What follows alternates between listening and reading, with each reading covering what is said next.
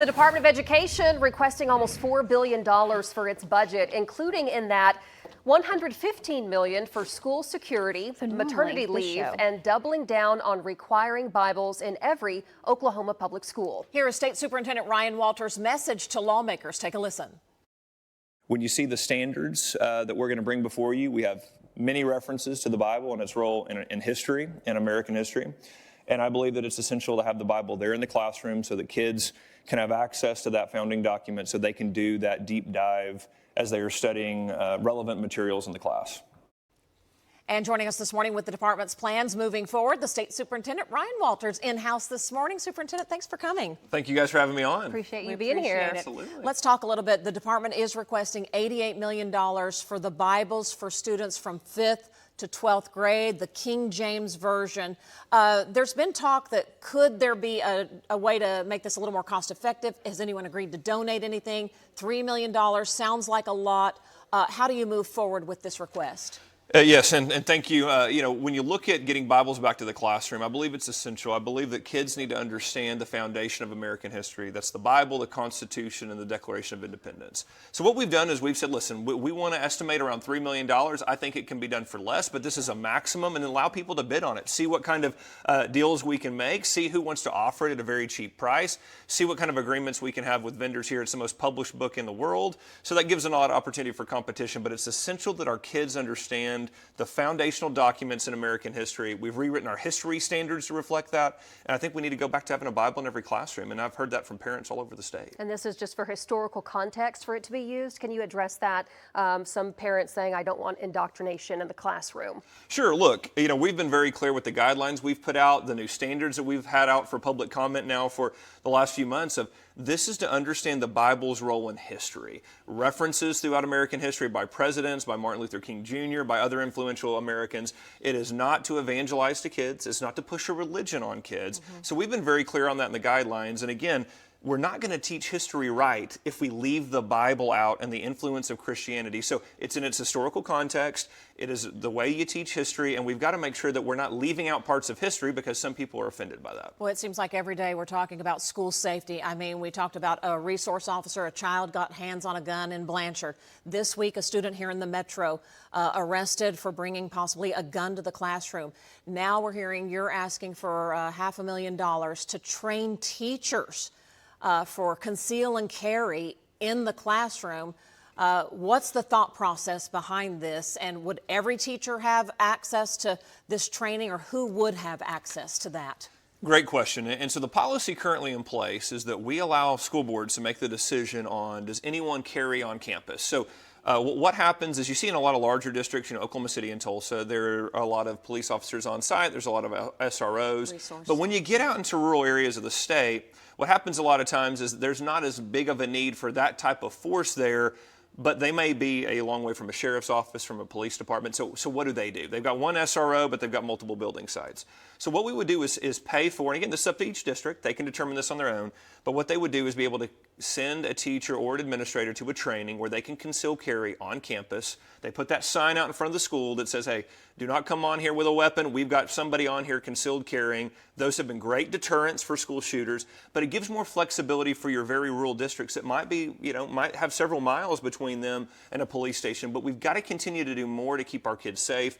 We have seen in past history, rural districts have been targeted, but we haven't seen rural districts with that type of signage, with those type of policies that have been targeted by school shooters. So I think it's a great step in that direction. But it is ultimately that school district's decision whether to accept that money to send the teacher to training? Absolutely. Okay. This is just an option. Okay. This is, if you want to do it, we want the state to provide some funding here to make sure that if you want to have someone concealed carry on campus to be able to meet that intruder with a weapon, you have the ability to do that. I want to ask you too, another big topic, immigration in schools. A lot of parents are concerned about immigration statuses being checked, the fear of ICE agents marching down school hallways. Can you address your plans for how to check immigration in schools? Sure. We've said this from day one. President Trump won the election, won every county in Oklahoma. Part of that is to get illegal immigration under control. That was part of his mandate. He's been crystal clear on that. He's been crystal clear on schools will cooperate with law enforcement. And I completely agree with that. Oklahomans completely agree with that. And so what does that mean? Well, what it means is we've got to be able to provide the Trump team information when they ask for it. For example, how many illegal immigrants are in this district? Where are they located? When did they come in? These are essential when you're talking about deportations. The Trump administration has made it a priority to keep families together. You don't want a kid waiting at the bus stop for his family to come pick him up, and they've been taken in by ICE, and they didn't even know that they have kids in the district. We want to make sure that families are intact throughout this process, number one. Number two, we do have some significant safety issues here. MS-13 has age of their gang members are under the age of 19, a large percentage of them. And so making sure that, hey, if ICE says this is a dangerous criminal, that they have the ability to know where those individuals are. So we're going to be asking parents coming in this next school year, hey, provide your driver's license, birth certificate, nation of origin. That helps us be able to give that information over to the Trump administration. Do you think some Oklahoma families will be deported? I think if you're in the country illegally, the Trump administration has made clear you may be deported. I mean, you committed a crime coming into the country illegally, and especially if you've committed another crime, you're going to be deported. Look, I believe President Trump on his promises. He is going to get illegal immigration under control. He's going to shut down the border. We're going to cooperate with him 100%. And listen, law enforcement are professionals. These ICE agents, our police officers, they are true professionals. They're not looking to come into a kindergarten classroom and take kids during reading story hour. That's not what we're talking about here. We're talking about providing law enforcement the information so that they can make sure that when they're making decisions, they are prioritizing the most violent criminals, and they're keeping families together. And that's what they've said that they want to do. Finally, just real quick, the governor gave a shout out to the Bixby superintendent, Mr. Miller, about his plan for the Bixby schools. He said it's working, no cell phones during the school day. Can you say something good about that? Are you in agreement? Do you think that is the best way? And are you encouraging other districts to do that, cell phone free schools in Oklahoma? So look, I've been working with districts. Oklahoma City has been doing a tremendous job of making sure parents have transparency in the process and making sure that we're not overly reliant on technology. And so look, I think we've got to continue to move down that road of getting back to the basics. And that's where you see a lot of teachers going, hey, look, we want to put a book in front of a kid. We want you to be able to flip through the material. We want you to be able to have hands-on activities when it comes to STEM and things like that. So look, I think it's a balance. I've heard from parents that are very concerned about screen time. And look, I'm that way as a parent too. I don't want my kids in front of a screen all day. Right. And so I think there's a balance here. If you want kids to understand technology and be able to use it, obviously in the world today and the workforce, you have to be able to do that.